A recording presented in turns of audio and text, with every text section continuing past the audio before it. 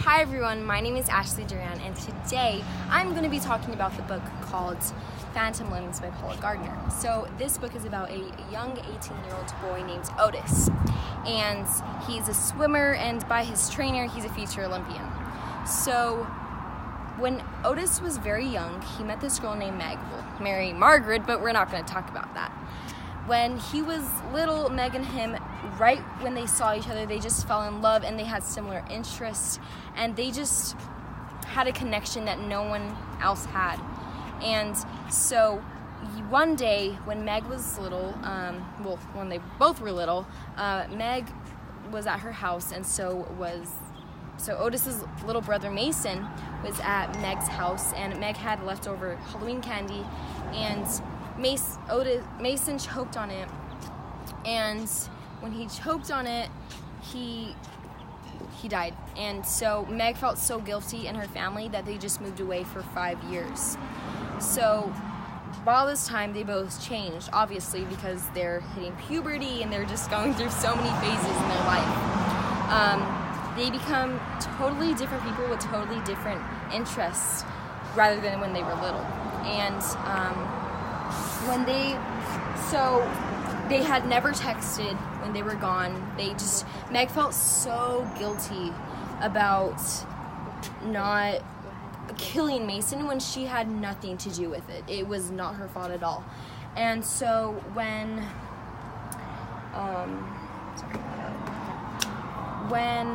so 5 years passed.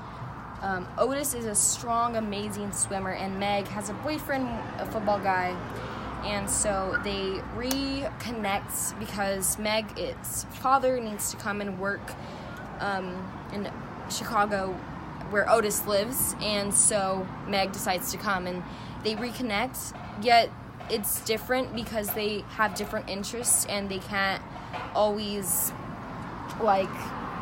connect as they used to. They all changed, and so when Otis and Meg reconnect and try to hang out, it just doesn't work because there's totally different similarities now when they're older, because they haven't seen each other in a long time, and of course they grew up and are becoming different. And also, another thing that's bad is that Meg has a boyfriend, so she can't really love him because she loves someone else, and that's what kind of makes him discouraged by loving her, because he's like, why should I love her if she's not going to love me back? And so, but one thing that I've really noticed, that in this book, he loves the way that he resembles her to the moon or the sun, the way he describes her every movement, the way she looks is so beautiful. And that's what in this book, which is so good, is that the theme or the message of the book is that how to love someone and how you should truly love a person and what you should feel about them. And I think that Otis really resembles that. So another thing is that, as I said, Otis is a swimmer, and he has a trainer named Dara, and she is a very different kind of person. She is very hard on him, and she also has a phantom limb, which is the name of this book, and it's when you don't have an arm, basically.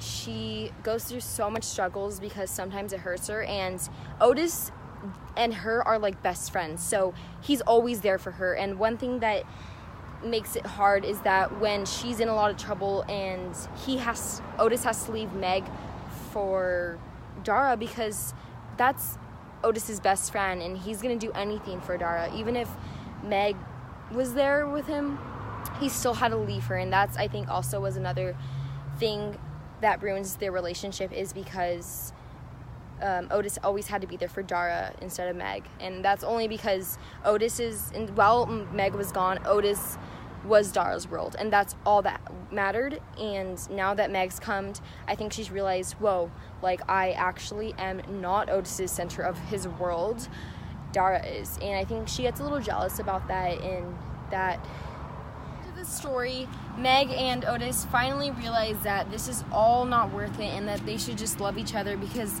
that's what they do, is that they love each other, and that they've grown up with each other, so, you know, why break apart when they love each other so much? So they resolve their problems, and they think, well, you know, we should just be together, and yeah, that's the end of the story. So in the book, I found these really amazing quotes that really also just bring the story, made it just 100% better. Meg says, God, I miss you. And Otis says, but I'm right here. But Meg says, I miss you anyway. And she misses him so much, and even when he's right there, she still loves him so much that she can't bear to just even be with him because she's just so in love. So another quote I found from the book on page 147 was, my heart hammered away. I hope she couldn't hear it. From inside my head was deafening. So Otis was saying that, and basically what was happening is that he was actually playing with her swimsuit and trying to like tie it up, and the way he was touching her made him blush and feel so in love, and he couldn't like bear to touch her because he felt like she could hear his heartbeats beating so fast. As this story talks about young love, another resemblance to this story is the story of my peers.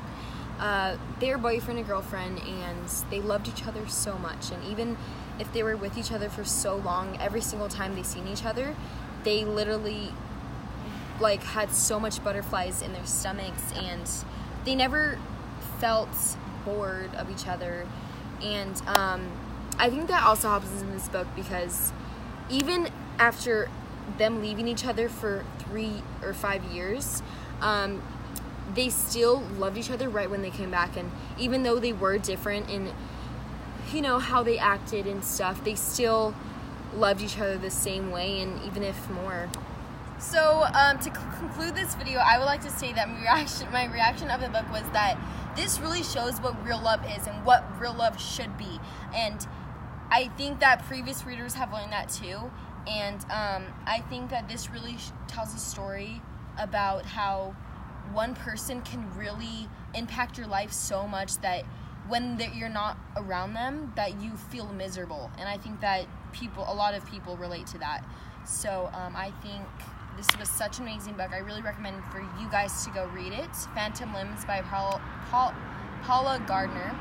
And thank you guys so much for watching, and peace.